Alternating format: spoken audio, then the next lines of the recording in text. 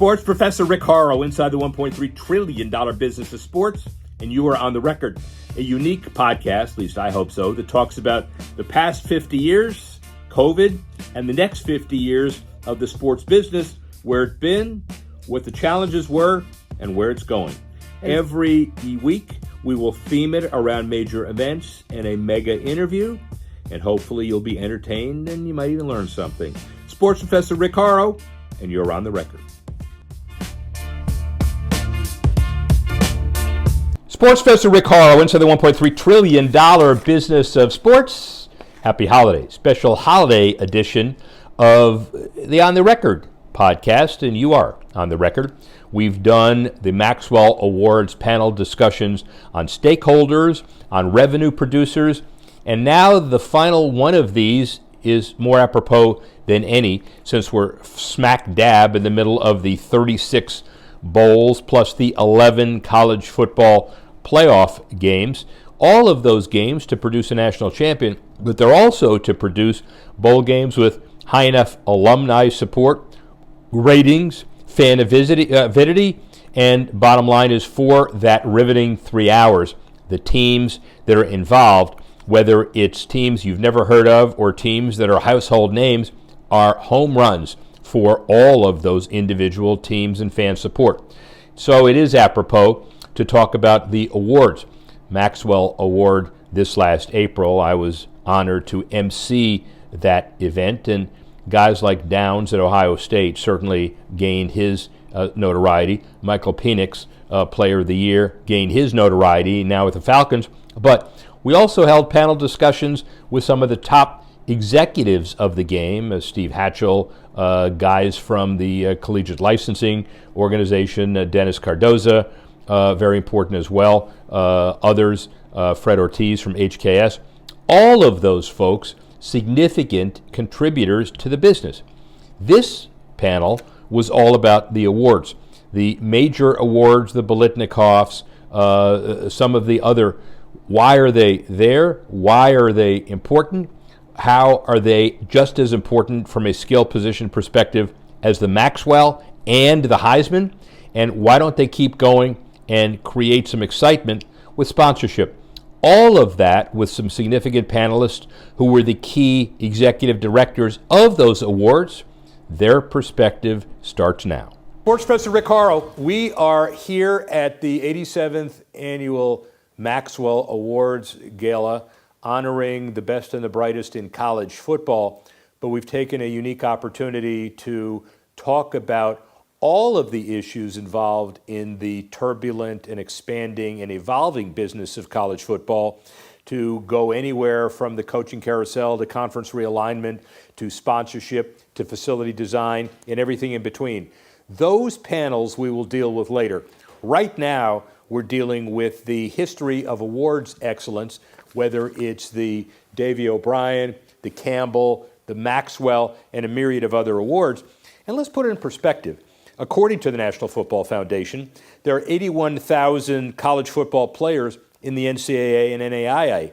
There are about 16,000 high schools in the U.S. that sponsor football, about 1 million kids that are playing high school football in the U.S., about 2,500 high schools that go so far as to sponsor girls tackle football, and a lot more with girls flag football, Olympics and otherwise. That is continuing. What does that mean? Awards, recognition, sponsorship, aspiration.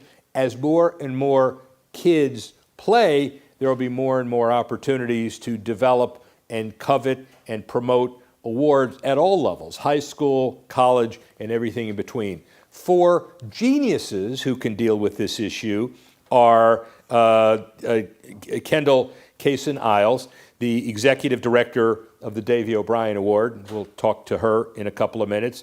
Hillary Jeffries, the National Football Foundation, who sponsors and underwrites the Campbell Award. Mark Walpert, who is dealing with this entire evening, the Maxwell Gala, and he'll talk about not only the Maxwell Football Club, but otherwise. And Rich Simonello, the VP of College Awards for the Maxwell Football Club. So he knows everything under the sun and even more about the business of the awards.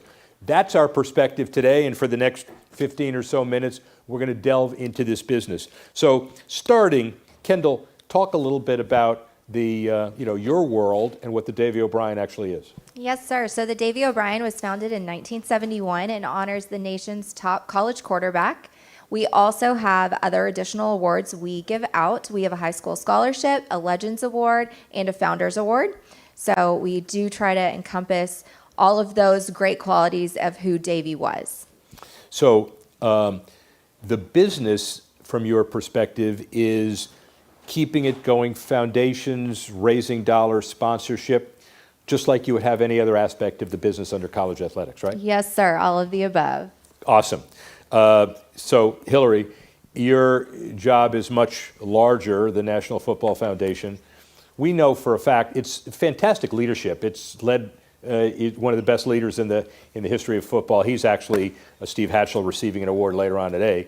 The National Football Foundation does so many things to perpetuate the academics as well as the athletics of high school and college. But talk a little bit about the Campbell. Sure. Thank you, Rick. The National Football Foundation was established in 1947, and one of the major aspects that in our foundations is education. That's something that we always want to emphasize, and we've had one of the oldest football scholarship programs in the country dating back to 1959. The Campbell Trophy was established in 1990 to recognize the nation's top collegiate scholar athlete. They must have at least a 3.2 GPA, and we want the all-around guy. We want someone who is a great player on the field, someone who's getting it done in the classroom, and then also someone who's a great leader in their community. The moniker Academic Heisman was not your creation, but a lot of people shorthand it that way. It's not all that, but the academic piece would be important to you for people to understand. Correct. And we understand that it's easy to kind of give it that moniker, as you said, but it's something that we're very proud of, and it helps really emphasize the student and the student-athlete part. Mark Walpert has been the director, executive director. You get more if you're called executive director? Not monetarily. All right, well then we're going to call you executive director anyway, of the Maxwell Football Club from 1909 to date. And it is it's a complex interweaving of not just the Maxwell Award, but you have a number of other awards under the umbrella. So talk about that. We do. The Maxwell Football Club was founded in 1935 by Burt Bell, who was first commissioner of the National Football League. And we presented the first Maxwell Award in 1937. So we are the second oldest award in college football. We have two additional college awards that are notable: the Chuck Bednarik Award for the Outstanding Defensive Player and the George Munger Award for the Outstanding Coach. In addition to that, we present awards from the high school level all the way through the professional level, and most of them will be presented tonight. But we're unique in that sense where we cover all aspects of the awards from the low levels, grassroots, all the way up. Outside of that, we're very active in the community in regard to leadership programming, some training opportunities for young athletes to showcase their skills on the football field. But the driving force behind what we do with the organization is to promote opportunities and create leaders for the future. And Rich, your perspective is interesting. You're the VP of College Awards for Maxwell Football Club, but you're a compendium of very useful information regarding these awards all over the spectrum, high school, college. So talk about that for a minute. Yeah, I mean, I'm very fortunate. I've worked with Mark for the past 15 years at the Maxwell Football Club. Mark touched on the fact that we embrace high school awards, college awards, professional awards, coaching, off the field, Legends Awards, Spirit Awards.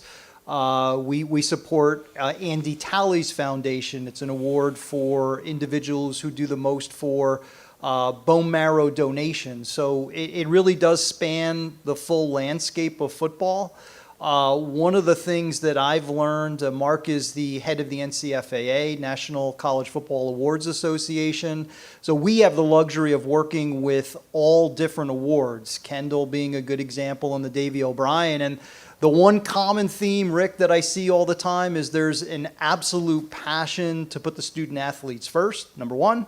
And number two, every one of these organizations, Mark and I at the Maxwell included, sweat all of the details. I mean, we are absolutely compulsive and passionate about finding what we believe is the best student athlete to win an award, and that's something we take seriously every fall.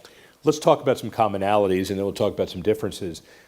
Volunteer organizations, other purposes as well, a lot of charity issues, work really hard to get your funding to sustain all the time. I'm sure that's in common as well. Talk about what you think, Kendall, is the kind of the common thread among all of these organizations relative to all the awards. Yes, I will say to be a member of the National College Football Awards Association, you do have to have the philanthropic side, so the 501c3, some kind of charity outreach. So I know a significant number of these awards do have multiple programs and platforms that we utilize and try to impact our communities.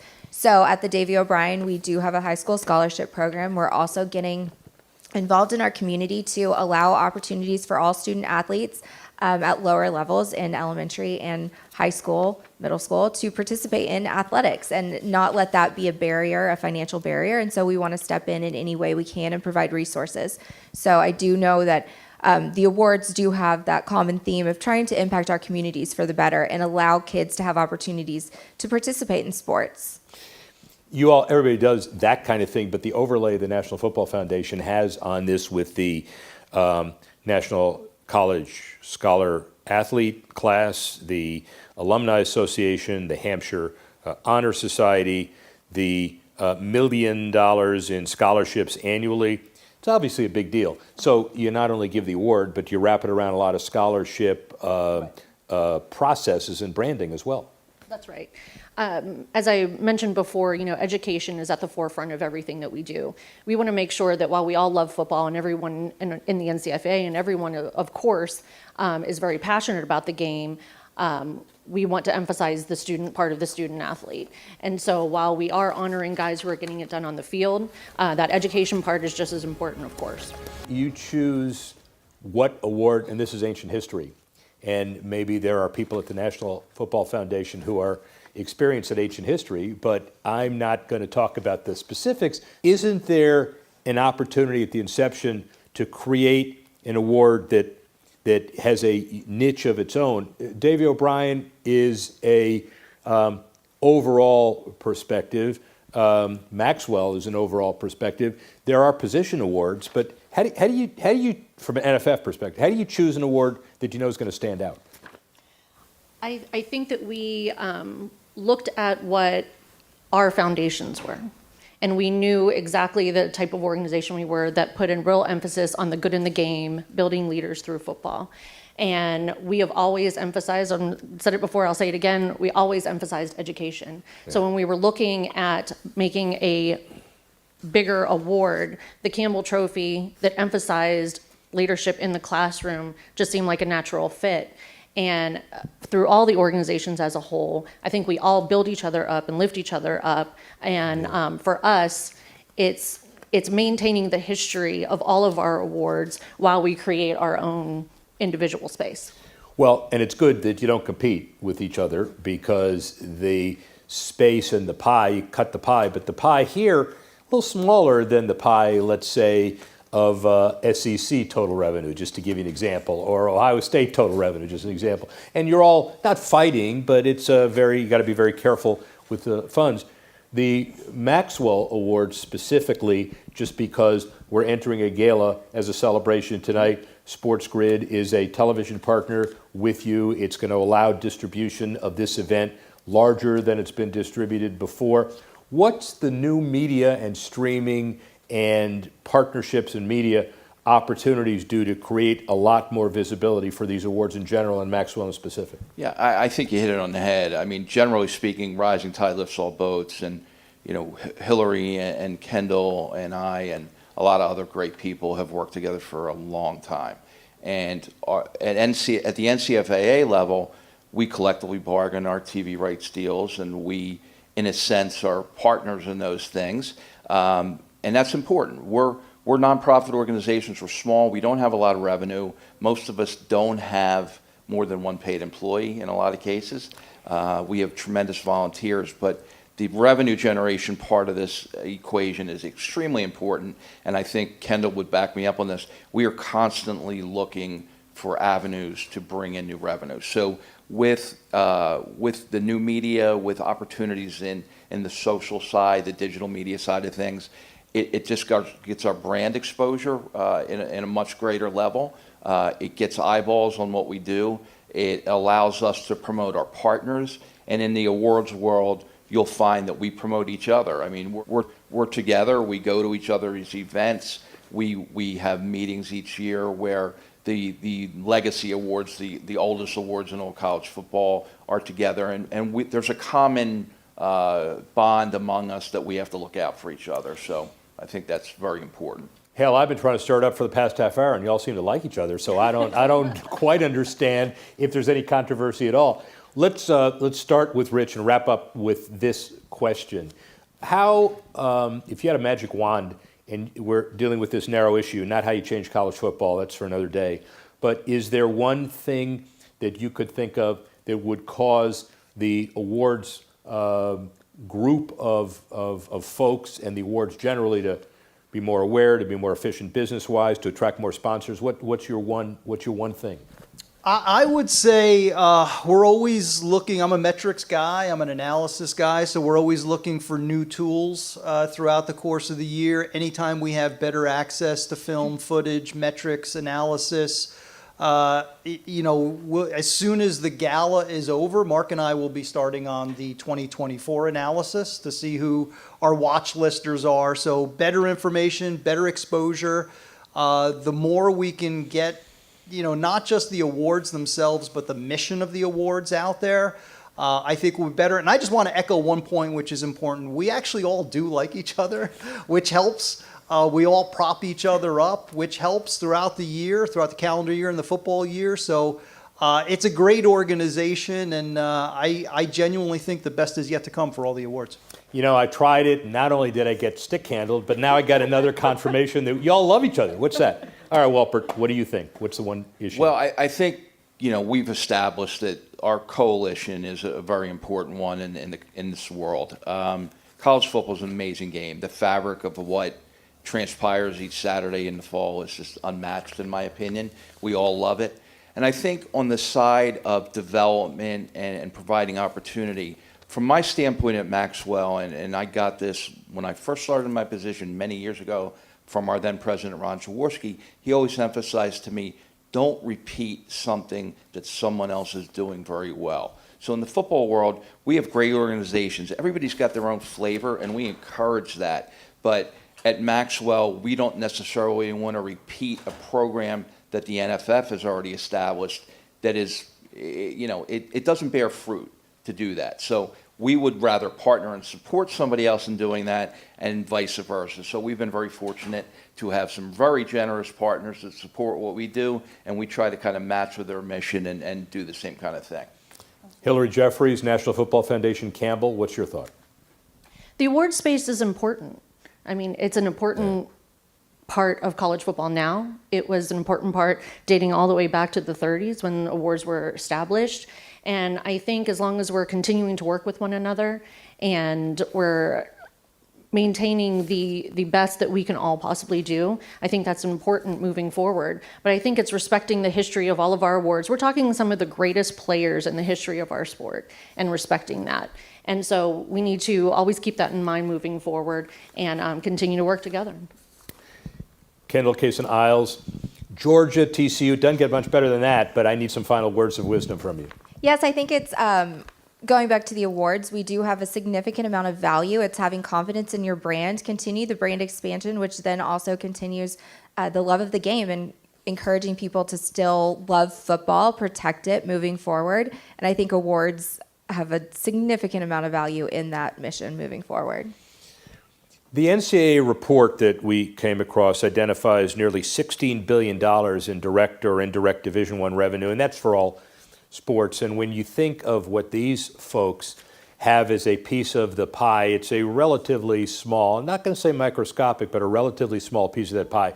Yet the benefits that are bestowed, excitement, annuity, alumni, passion, recognition, all of those kinds of things that these people bring, they definitely outkick their coverage, to mix a metaphor in this business. Very excited to be involved with these folks. Rick Horrow, sports professor, speak with you soon. Well, sports professor Rick Horrow, again, you're on the record, and a great perspective of all of the award executive directors as you look at what they do. But now let's talk about the opening drive smack dab in the holiday season. Number one, the CFP first round leaves us some amazing history. Everybody talking about the bowl committee made some major mistakes in seeding. I think not. I think everybody understands that if you're seeded 5, 6, 7, 8, and you get a home game, it is a special reward that you should covet. Just like 1 through 4 get the bye, and 9, 10, 11, 12 get in. So there's no problems. Everybody wants to complain. Look at Clemson, Texas's matchup. First time the Tigers and the Longhorns have ever met. First time a major litigant is in this. Remember, Clemson suing the ACC for the bounty that will be paid to the ACC when and if they have an opportunity to leave before 2036. At the end of the day, that's in litigation. Even as early as a few hours before the game, the University of Texas was granted the opportunity to treat this like a home game as far as their fans and hospitality, and boy, did they. In each of the games in Columbus and in Notre Dame and in Happy Valley and in Austin, all of the teams proved worthy, not just on the field, but off the field as well. That's number one. Number two, Netflix Women's World Cup, the shoulder content and studio content, in addition, the Quadrennial National Team Competition 2027, 2019, not great, 2023, worse for ratings because Fox covered it, but the time zones in New England, or New Zealand. But now you have a chance for Netflix to blow it out like they've done other stuff. The Tyson-Paul major match, notwithstanding all the glitches, look at the ratings and look at what they actually did. The NFL on Christmas Day, what they actually did. WWE and WWE Raw, congratulations for Netflix, not coal in their holiday stocking. That's number two. Number three, Diego Pavia and antitrust. The District Court for Middle Tennessee argued that the governing body's injunction or the red shirt rule involving junior college eligibility violates antitrust rules, therefore an injunction. You can't penalize the athlete for his junior college year or years, especially as the JUCO ranks are a developmental area for the big-time colleges, and now you have the benefit of not counting them against eligibility. Pavia says he'll go back to Vanderbilt. He will say at least that he lost $1 million in NIL, now he gets it back. And all of the junior colleges all over the country are saying this is going to apply to us. And all of the colleges, relative to 4 years of eligibility over 5 years, are going to say athletes get new life. We'll see how that works. That's number three. Number four, NBA ratings. Well, down 19% year over year. Some would say, heading into Christmas, it doesn't count until we see the ratings after Christmas. A lot would say, we already understand that the cable business is causing some of the problems because people are less apt to watch. That's what Adam Silver says. Others are saying three-pointers, and that's the problem.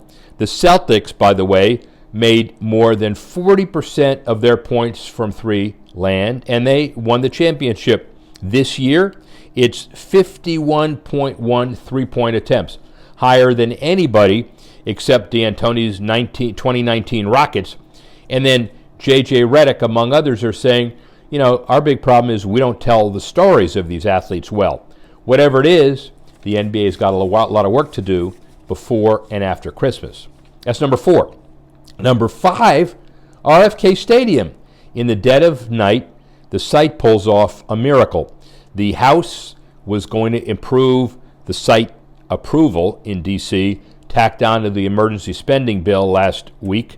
Elon Musk gets a hold of it and says, by tweet, "I'm not interested in supporting public funding of stadiums."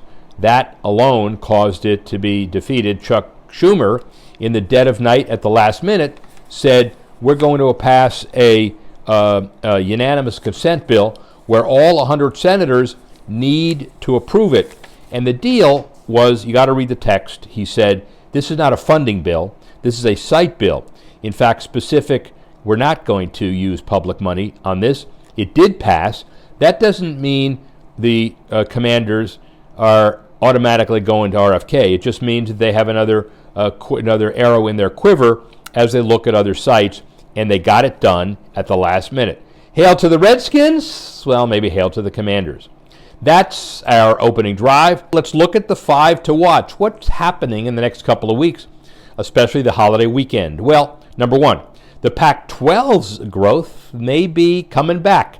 Well, it's Pac-2 now, but on December 11, the league, through a law firm, filed with the Office of Patent and Trademark Pac-10, Pac-11, Pac-13, Pac-14. Just like the Big 12 a few years ago trademarked Big 14, abandoned it after they didn't go to 14. But this is a positive move for them to lay the foundation for expansion years from now. Remember, Mountain West, Boise State, Colorado State, San Diego State, Fresno State, and Utah State all moving to the conference. And even though Air Force, Tulane, SMU, Memphis, UTSA, UNLV decided not to go, Octagon has been hired to generate sponsorships and more activity, so let's look out for the future for them. That's number 1. Number 2, Notre Dame's collective fund, $20.5 million. FUND, Friends of Notre Dame, the foundation, announced the plans to close up shop and transition to Rally, a new Notre Dame pro collective, but they're also funding other aspects of the college sports program. The funding distribution for NIL and otherwise was over $5 million last year. Brady Quinn, the head of the collective that's now merged in, an amazing support institution for that organization and beyond. That's number 2.